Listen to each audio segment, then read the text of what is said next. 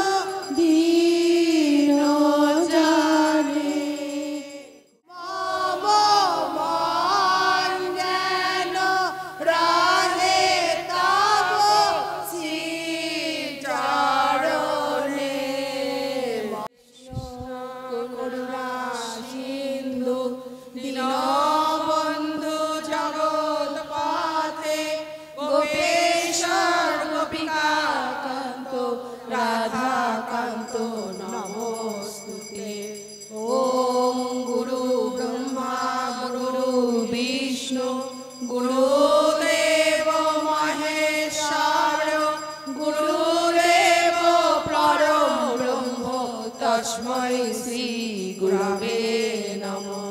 तमेव माता च पिता तमेव बन्धुश्च सखा तमेव पिता द्रविणं तमेव सर्वं मम देव देव। परमं सुखदं केवलं ज्ञान গগন সদৃশং তত্ত্বমস্যাদি লক্ষ্যম একং নিত্যং বিমলং অচলম সর্বাদি সাক্ষীভূতং ভাবাতীতং ত্রিগুণরহিতং সদ্গুরুং নমামি। ওম নিত্যং শুদ্ধং নিরাভাসং নির্বিকারং নিরঞ্জনং নিত্যং বোধং চিদানন্দং গুরু ব্রহ্মা নমাম্যহম। ওম নরাকার পরম ব্রহ্ম রূপায় জ্ঞান হারিণে আত্মজ্ঞান প্রদানেন তস্मै শ্রী গুরবে নমঃ। বৌমাতা আমরা বৌমনি বলে জানি, আমার তো তাকে এখন বরণ করে নেওয়ার পালা। বরণ করে নেবেন আমাদেরই শাখা সঙ্গের গুরু ভগ্নী পর্ণা ভট্টাচার্য চক্রবর্তী দিদি। কি শ্রী হারিও আলতা দিয়ে বরণ করে নিলেন। স্বাগত ভাষণ পাঠ করতে পারছি না, আমার হয়ে আমার ছোট্ট গুরু ভগ্নী অনুশ্রী বোস এটা পাঠ করে শোনাচ্ছে। শ্রী গুরু জয়, শ্রী গুরু জয়, শ্রী গুরু জয়। আমার প্রাণের আরাধ্য দেবতা গুরু ভগবানের শ্রীচরণে জানাই আমার অনন্ত কোটি প্রণাম। আজ ইংরাজি 16ই ডিসেম্বর, বাংলার 29শে অগ্রহায়ণ, শ্রী শ্রী ঠাকুরের অসীম করুণায় বহু ঝড় ঝঞ্ঝা অতিক্রম করে আজকের এই শুভ দিনটিতে আমরা সমবেত হতে পেরেছি।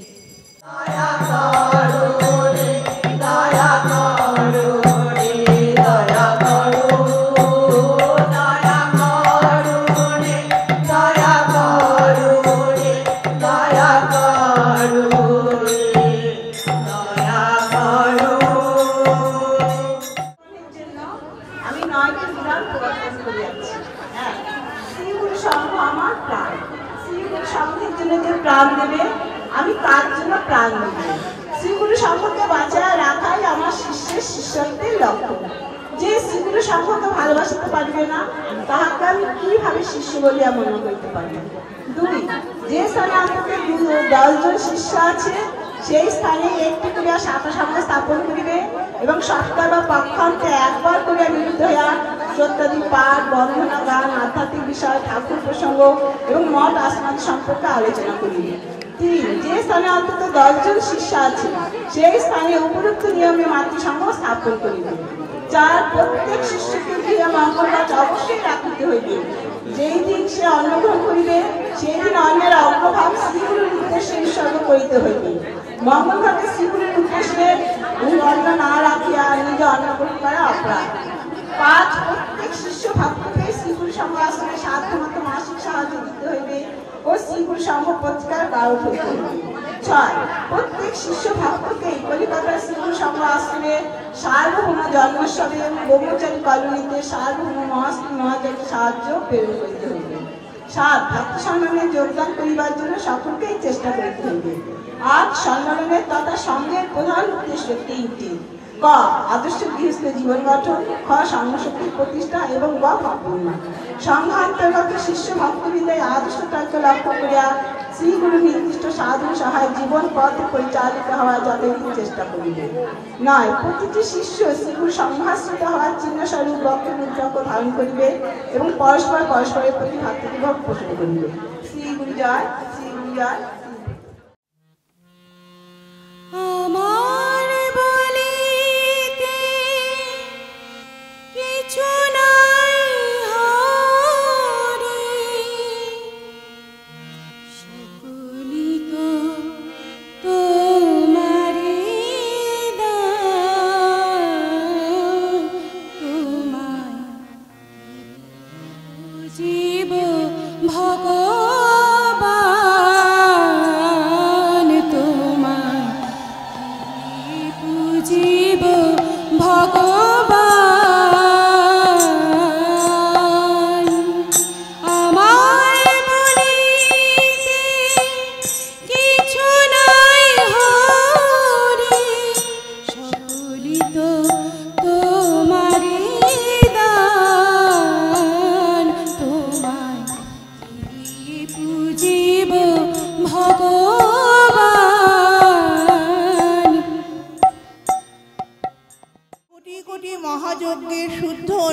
স্থানে। যত ধর্ম তত পুণ্য না হয় কখনে, তত পুণ্য হয় পাদুকা স্মরণে। কোটি মহামন্ত্র জপ, কোটি তীর্থে স্নান, কোটি কোটি দেবপূজা, কোটি রত্ন দান, তাহাতে যতেক পুণ্য না হয় সঞ্চয়, পাদুকা স্মরণে ততোধিক পুণ্য হয়। মহামারী, মহারোগ আর মহোৎপাত, মহাদোষ, মহাভয়, মহাঝঞ্ঝাপাত, মহাপাপ বিপদাদি আসিলে কখন, শ্রীগুরুর পাদুকা মনে করিবে স্মরণ। পাদুকা স্মরণে হয় ভয় নিবারণ, পাদুকা মাহাত্ম্য এই করিলাম কীর্তন।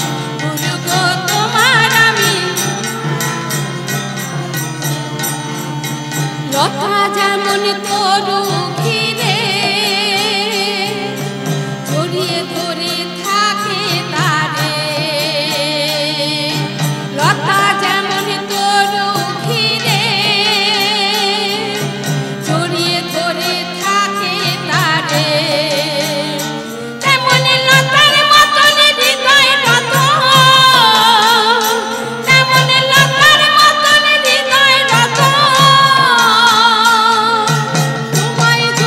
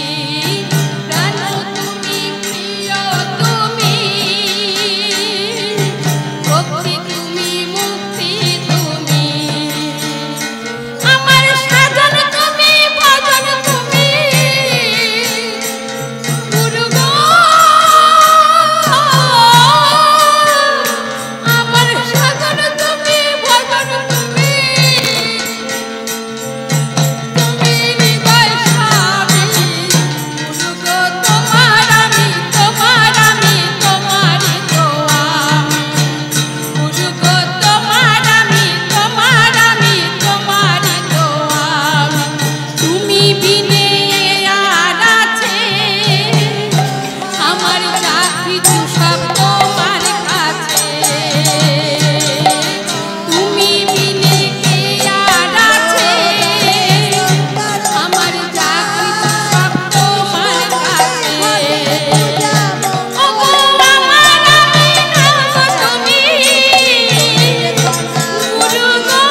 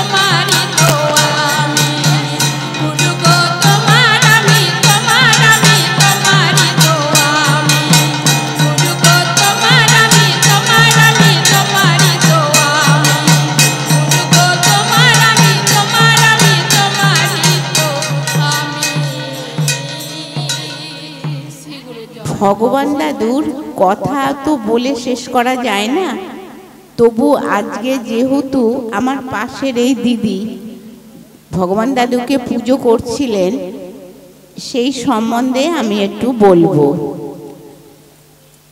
বরিশাল জেলার অন্তর্গত আপনারা জানবেন, মানে জায়গাটার নাম হচ্ছে উজিরপুর। সেখানে ভগবান দাদুর একজনা প্রিয় শিষ্য রজনীকান্ত কর্মকার থাকতেন এবং উনি ভীষণ গুরুগত প্রাণ। গুরুগত প্রাণ মানে গুরু ছাড়া কিছু জানে না। মানে আমরা এখন বলি গুরুগত প্রাণ, কিন্তু আমরা কিন্তু গুরুগত প্রাণ না, এটা হচ্ছে অন্তরের কথা। তখনকার দিনে ভগবান দাদু তখন তো খুব বেশি বয়স নয়, হয়তো বয়স 33 বছরের কথা বলছি। মানে তখন উনি হয়তো সদ্য গুরুগিরি করতে ঢুকেছেন, মানে সেই সময়কার কথা বলছি। তা সেই সময়কার শিষ্যর মধ্যে ফাঁকি তিনি বরদাস্ত করতে পারতেন না। মানে শুনেছি ভগবান দাদুর, আমার শ্বশুরের মুখে, যে তার এত রাগ ছিল না, এমনি বরিশালের লোকেদের এত রাগ বেশি, কিন্তু তার এত রাগ ছিল একটা হুঙ্কার দিলে সব ফিট হয়ে যেত, অজ্ঞান হয়ে যেত। কাজে সেই সময়কার শিষ্যরা ফাঁকি দিতে পারতো না গুরুর নামে, এখন যেটা হয় কিংবা দেখি। তা সেই রজনীকান্তের বাড়িতে গেছেন, ভীষণ অবস্থাপন্ন, সোনার কারবার করে। তা প্রতি বছরই তার বাড়িতে, মানে ওখানে তখন বলতেন ভগবান দাদুকে গোসাই ঠাকুর। গোসাই ঠাকুর আসতেন এবং একদিন করে, মানে একদিন নয়, মানে 5 দিন ধরে যেমন মহোৎসব হয় সমস্ত সঙ্গে, ওনার বাড়িতে সেটা হতো। তা ভগবান দাদুর ওইখানেই আর একজনা বুড়িমা, মানে বয়স্ক করে শিষ্যা ছিলেন। তার নাম কেউ কিছু জানতো না, ছেলে মেয়ে সন্তানাদি কিছু ছিল না, কিন্তু তাকে সকলে বলতো নৌকার মা। তা বয়স হয়ে গেছে তো, তার নৌকার মা শুনেছে যে রজনী কর্মকারের বাড়িতে গোসাই ঠাকুর এসেছেন। তা উনি শুনে একটা থালার মধ্যে ফুল, বেলপাতা, চন্দন, তারপরে গঙ্গা জল, একটু দুধ, তুলসী পাতা নিয়ে আস্তে আস্তে এসেছে। আর সেই সময় ভগবান দাদু রজনী কর্মকারের ঠাকুর বাড়ি, মানে ঠাকুর ঘরের সামনে একটা চৌকি পাতা ছিল, সেই চৌকির মধ্যেই সে বসে আছে।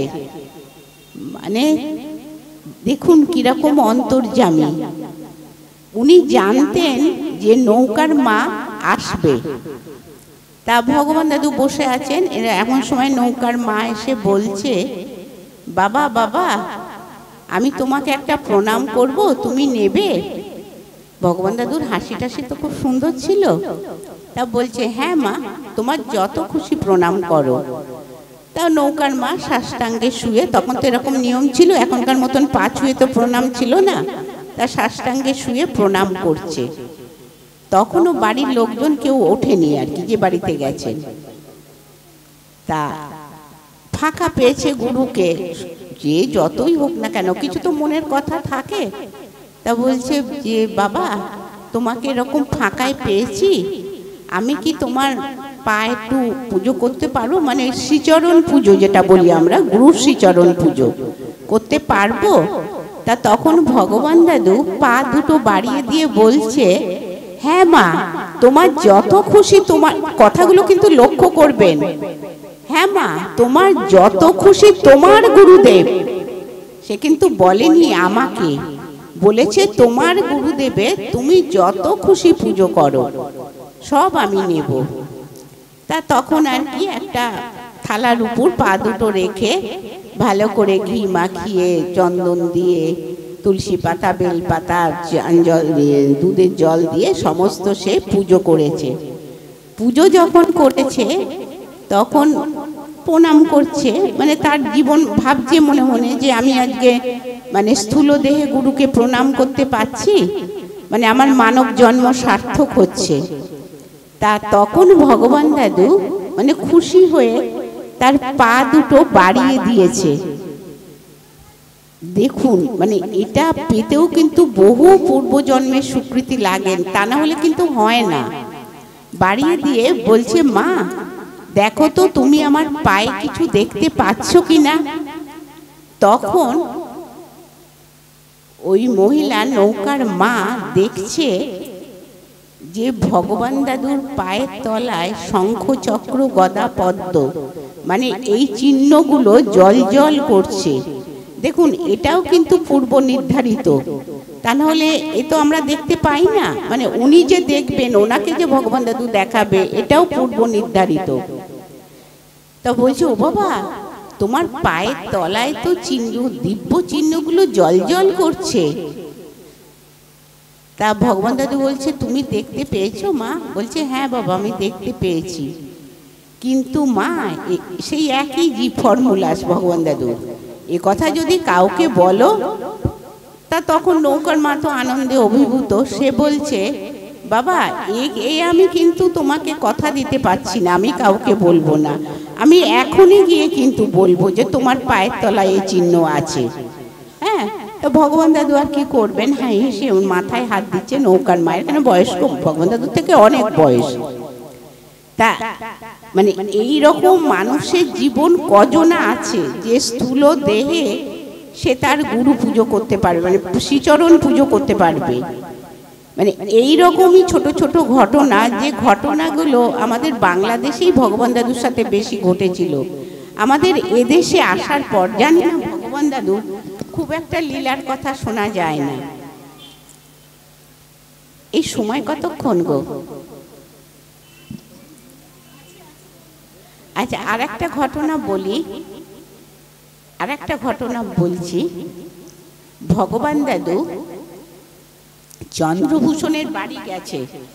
চন্দ্রভূষণ হচ্ছে ভগবান দাদুর সৈনিক শিষ্য, মানে সৈনিক শিষ্য বললেন তো, মানে মিলিটারি যেটা আমরা বলি, যা বলবে গুরু, তর্কের কোনো অবকাশ নেই, যা বলবে গুরু তৎক্ষণাৎ করবে, সৈনিক শিষ্য ছিল। তা ওনার স্ত্রীকে ভগবান দাদু বুড়ামা বুড়ামা করে ডাকতেন। তা ভগবান দাদু বসে আছেন ঠাকুর ঘরের চৌকির উপর, তা বুড়ামা পাশে রান্নাঘরে রান্না করছে, দেখা যাচ্ছে না কিন্তু রান্না করছে। তা তখন ভগবান দাদু বলছে, ও বুড়ামা, ও বুড়ামা, তুমি যে রান্নায় এত ঝাল দিচ্ছ, আমি তো খেতে পারবো না, কি করে সেবা করব বলো? তা তখন বুড়া মা ভাবছে, এই তো দুটো লঙ্কা দিয়েছি, এর আর কি ঝাল হবে, ঠাকুরের গোসাই ঠাকুরের সেবা করতে কি অসুবিধা হবে। তারপরে যখন খেতে দিয়েছে, তখন ভগবান দাদু ঝালের চোটে খেতে পারেনি। মানে আমার শ্বশুরবাড়িতে আমি দেখেছি, এরা বরিশালের লোক হলেও ঝাল খুব কম খায়, মানে ঝাল খাই না, মানে লঙ্কা দিতে লাগে না তরকারিতে। আমার শ্বশুর শাশুড়ি যখন ছিলেন, তা পাটিটা সরিয়ে দিয়েছে, ভগবান দাদু সেবা করেননি। তা তখন চন্দ্রভূষণের স্ত্রী মনে মনে ভাবছে যে আমি তো রান্নাঘরে রান্না করছিলাম, গোসাই ঠাকুর তো বারান্দায় বসেছিলেন, সে কি করে জানলেন যে এত তরকারিতে ঝাল দিয়েছি? এই কথাগুলো বলার উদ্দেশ্য কি জানেন তো? যে আমার ভগবান দাদু কিরকম অন্তর্যামী। এই যে আমরা করছি, এই যে আমরা যা করছি, সব কিন্তু ভগবান দাদু বসে বসে দেখছেন, শুনছেন।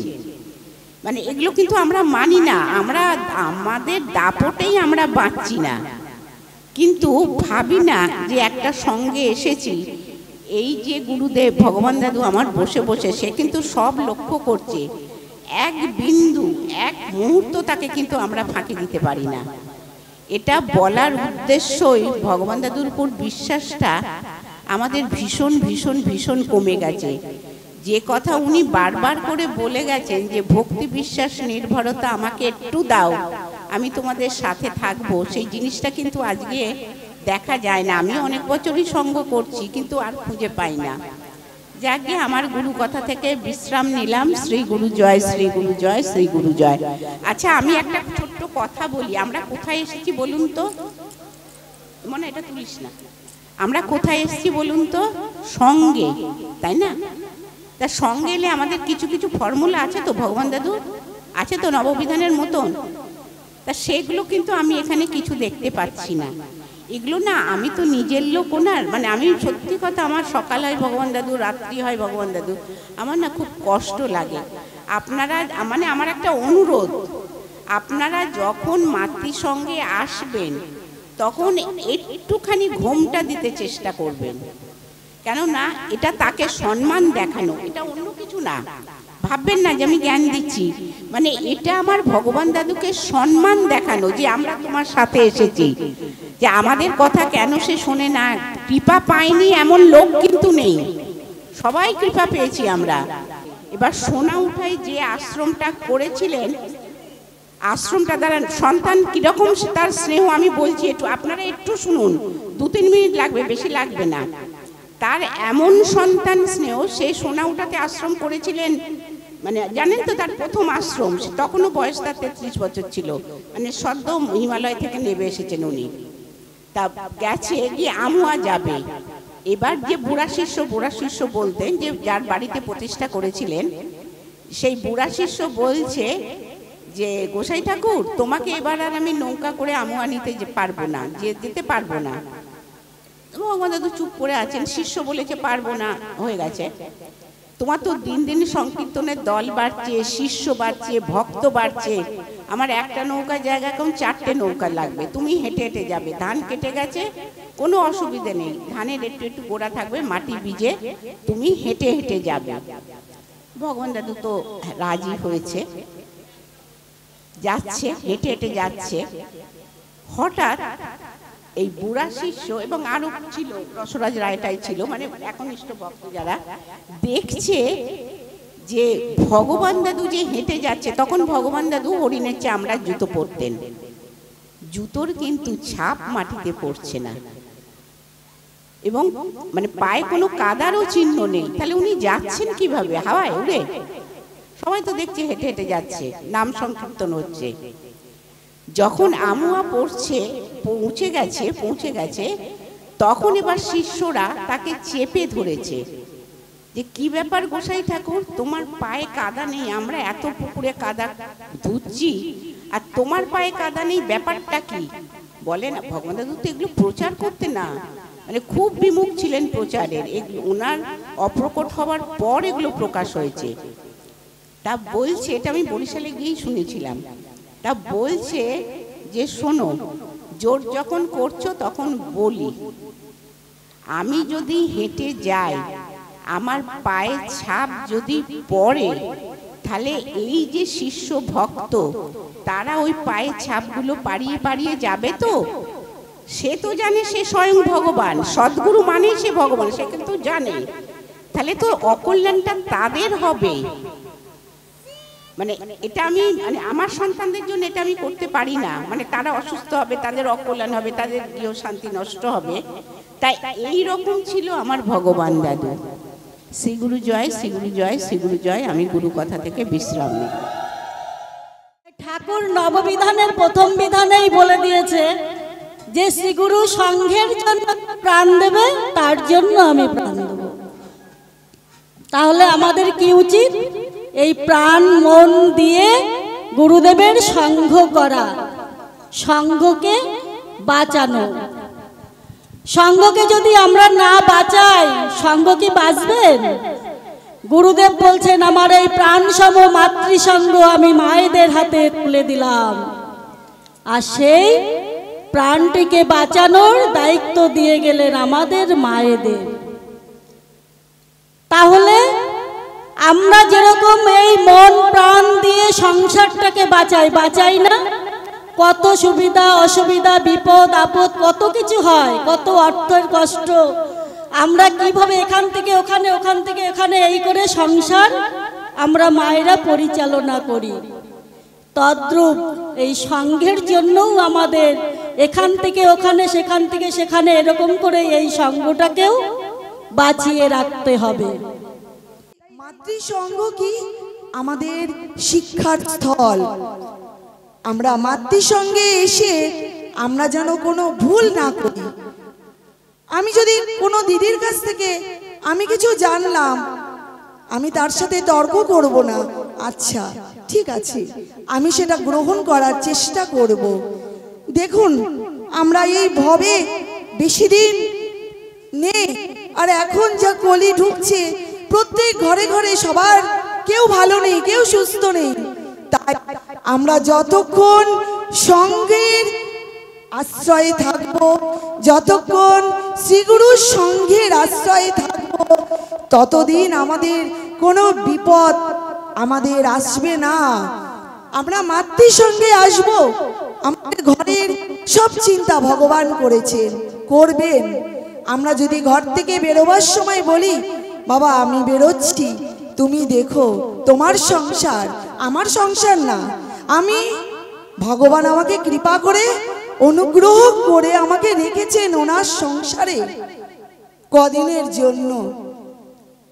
আমার সব কিছু ভগবান, স্বামী বলুন, সন্তান বলুন, সব ভগবানের। আমার শুধু তুমি। ভগবানকে শুধু বলতে হবে, হে ভগবান, হে ঠাকুর, বাবা তুমি আমাকে বিশ্বাস দাও, আমাকে ভক্তি দাও, আর দাও আমাকে নির্ভরতা।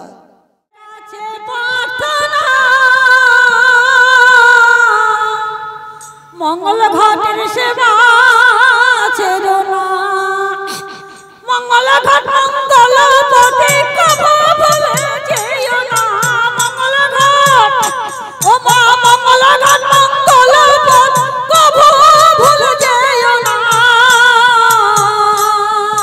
মঙ্গল ঘটের সেবা ছেড়ো না, করি মায়েদের কাছে প্রার্থনা।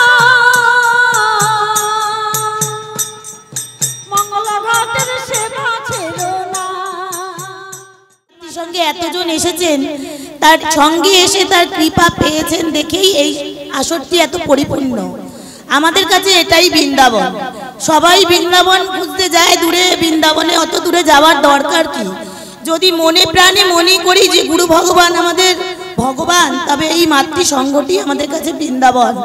সেখানে সেরকম পবিত্র ভাবধারা নিয়ে আমরা আসবো, বসবো, আলোচনাও সেরকম করব।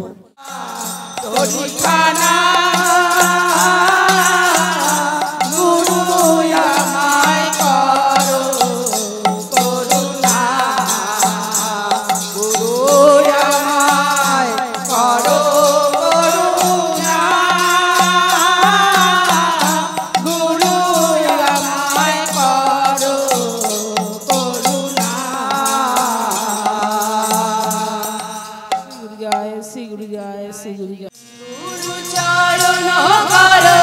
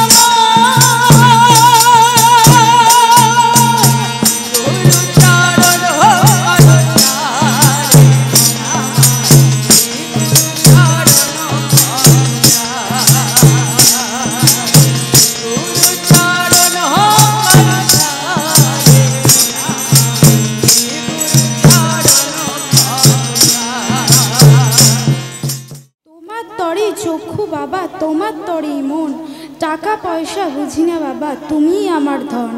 লাল পাড়ে সাদা শাড়িতে মায়েদের লাগছে যেন দেবী, তোমার তরে রাখছে সংসার, দেখছো তুমি সবই।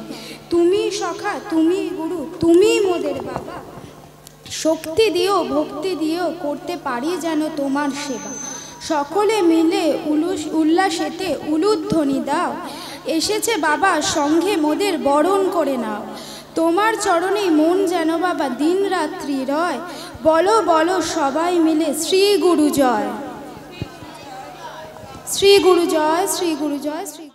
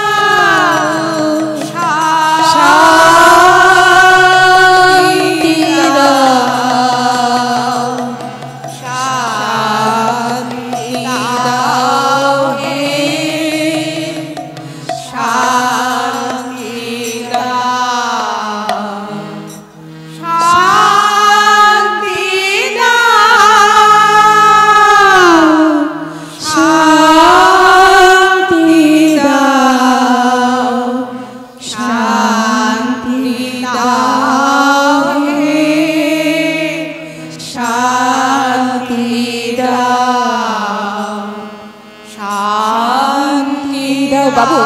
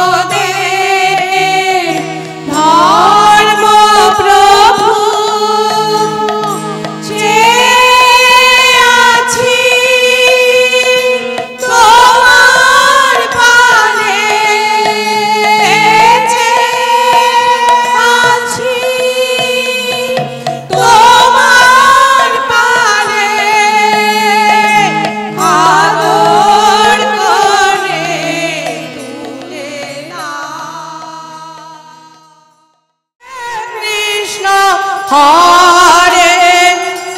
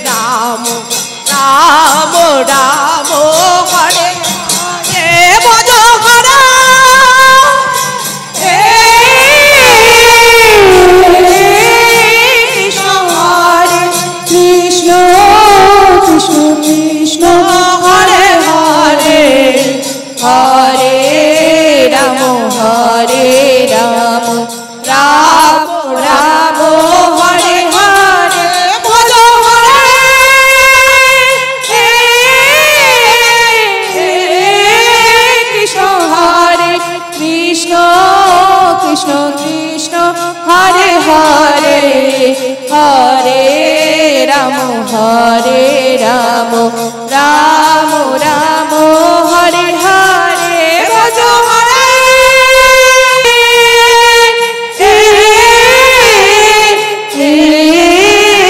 কৃষ্ণ হরে কৃষ্ণ কৃষ্ণ কৃষ্ণ হরে হরে হরে রাম রাম রাম হরে হরে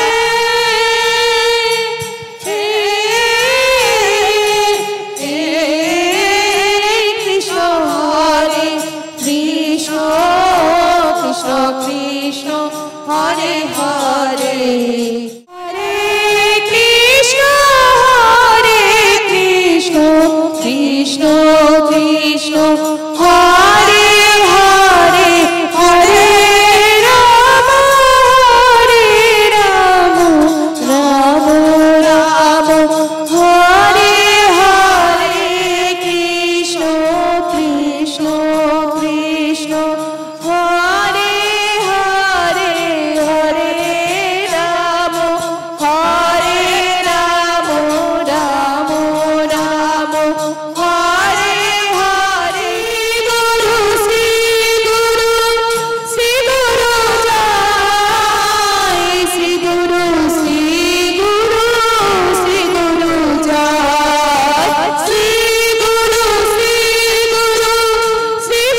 জয় শ্রী গুরু জয় জয় গোপীনাথ বলো গোপীনাথের জয় জয় গোপীনাথ বলো গোপীনাথের জয় কৃপাহি কেবলা গুরু কৃপাহি কেবলা গুরু কৃপাহি কেবলা ভববন্ধন মোদকা গুরু কৃপাহি কেবলা গুরু কৃপাহি কেবলা পরমানন্দ দায়কা গুরু কৃপাহি কেবলা গুরু কৃপাহি কেবলা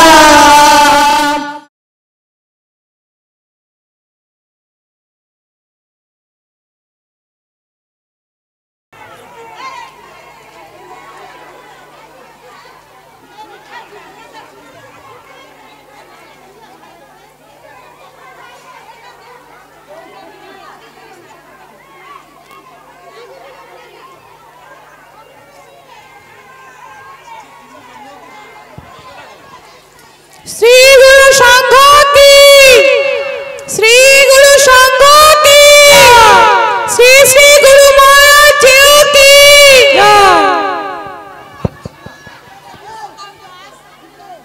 শ্রী গুরু জয় শ্রী গুরু জয় কর্মকে ধর্ম হিসেবে প্রতিষ্ঠা করে আজকের সম্বর্ধনা প্রাপ্ত হচ্ছেন ভদ্রকালী শাখা সংঘের প্রবীণা দিদি ভাই মায়া কুণ্ডু দিদি। তাকে বরণ করে নিচ্ছেন কৃষ্ণা কর্মকার দিদি। শ্রী গুরু সংঘ শ্রী গুরু সংঘ শ্রী গুরু মহারাজ জি কি শ্রী গুরু মহারাজ জি কি ভদ্রকালী শাখা সংঘ ভদ্রকালী শাখা সংঘ ভদ্রকালী শাখা সংঘ শ্রী গুরু জয় শ্রী গুরু জয় শ্রী গুরু জয় শ্রী গুরু জয় শ্রী গুরু জয় সংঘ জয় গুরু সংঘ জয় গুরু সংঘ জয় শ্রী গুরু মহারাজ জি কি শ্রী গুরু মহারাজ জি কি শ্রী গুরু মহারাজ জি কি ভদ্রকালী শাখা সংঘ ভদ্রকালী শাখা সংঘ ভদ্রকালী শাখা সংঘ অষ্টাদশতম বাৎসরিক মিলন উৎসব কি অষ্টাদশতম বাৎসরিক মিলন উৎসব কি অষ্টাদশতম বাৎসরিক মিলন উৎসব কি শ্রী গুরু জয় শ্রী গুরু জয়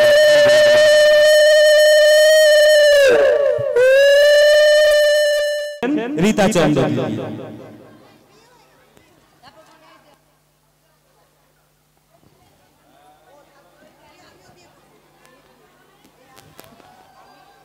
শ্রী গুরু সংঘ কি জয় শ্রী গুরু সংঘ কি জয় সংঘ কি জয় শ্রী গুরু মহারাজ জি কি জয় শ্রী গুরু মহারাজ জি কি জয় শ্রী গুরু মহারাজ জি কি জয় গুরু জয় শ্রী গুরু জয় শ্রী গুরু জয়। আমি বলবো মাতৃসংঘের অনুষ্ঠান এখানে